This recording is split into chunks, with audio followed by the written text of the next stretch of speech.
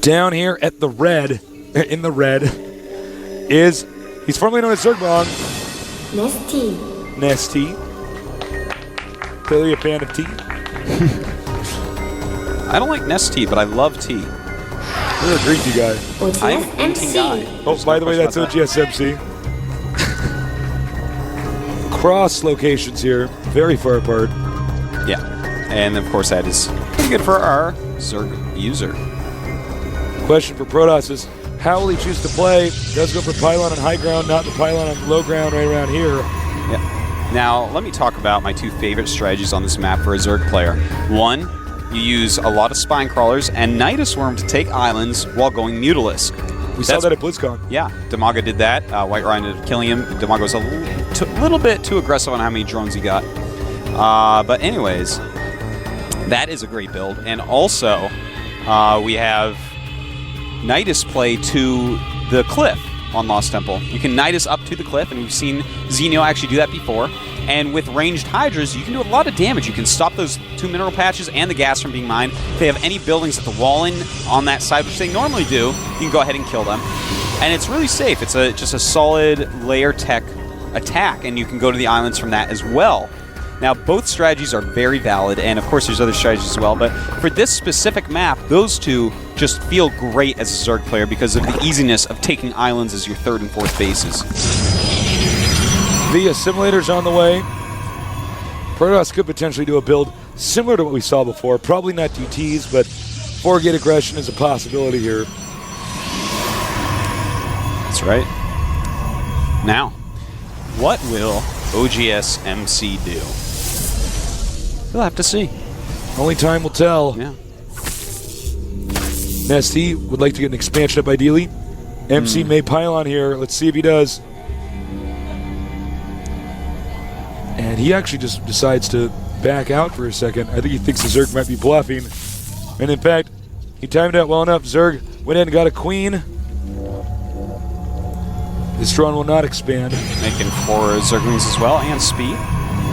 All is right with Xenio's, or rather, I'm still thinking about Xenio. That's how good he is, man. All right about NesTea's build. And here's the expansion down here. We're still waiting, though. When the core finishes, we should see Warp Gate get upgraded. Doesn't look like we have any hidden pylons on the map, so we don't have anything like, you know, a Void Ray Rush or something like that that could take out an unsuspecting Zerg player like we saw happen to Hydra in Season 1.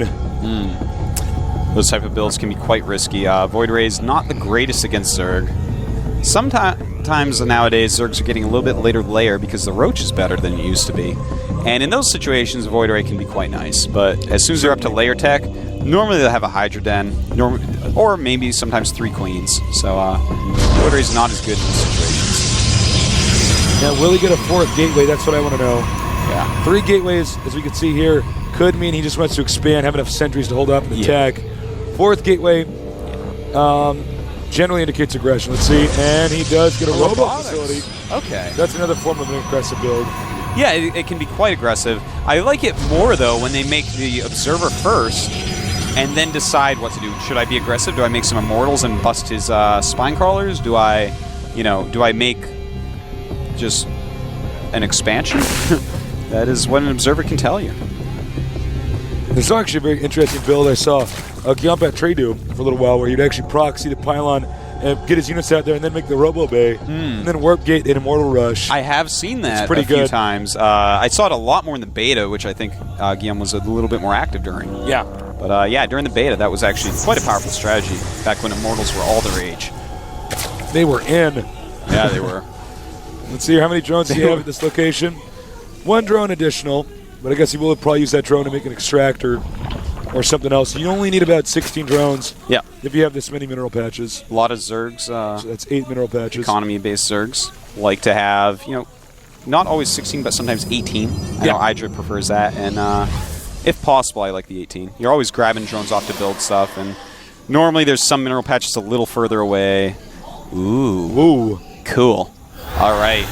Gonna do some Stalker harassment. Gonna nail a bunch of Overlords first, though. He's gonna put NesTea in the red.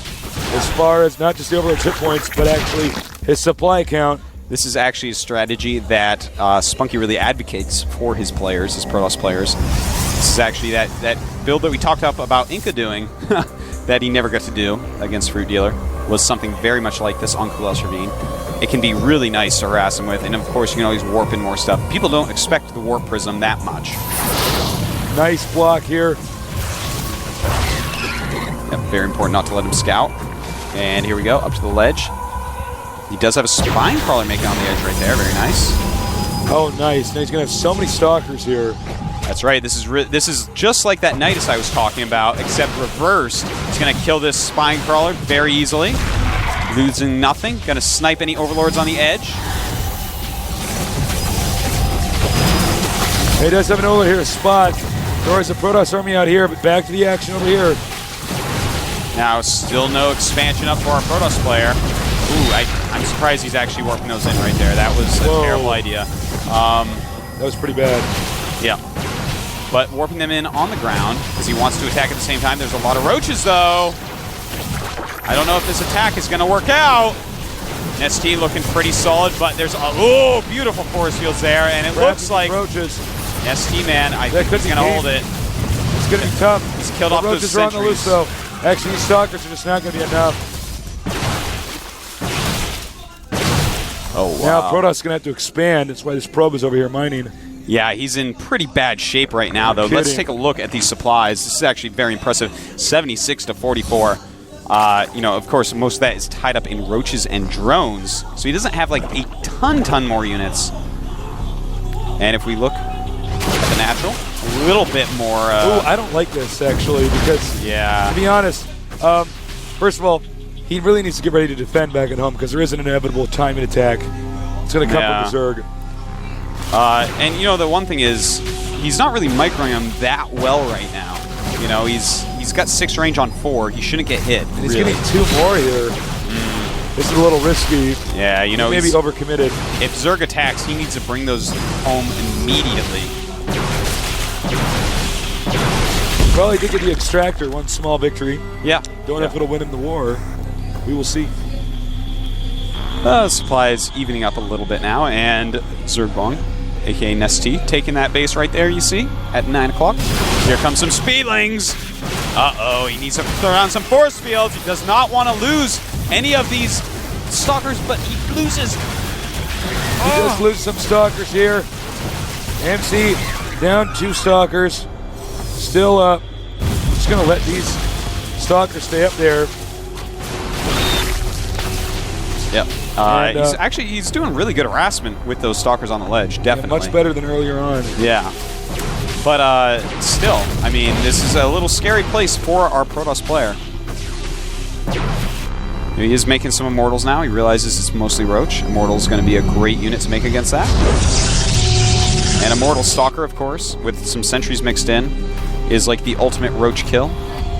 No kidding. Well, he actually, the mistake looks like NesTea did was he got a whole bunch of Spine Crawlers and commit to Roach for a counter attack here, and this Stalker actually still in this game.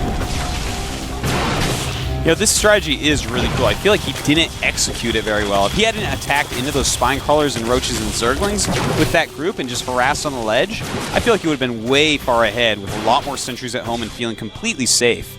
Mutas are now out. That's right, quite a few Mutas. Not really any cannons up yet to defend. Yeah, he does have. He has hit this up here. And at the natural, we see Zerglings going in and taking out this Immortal, it looks like.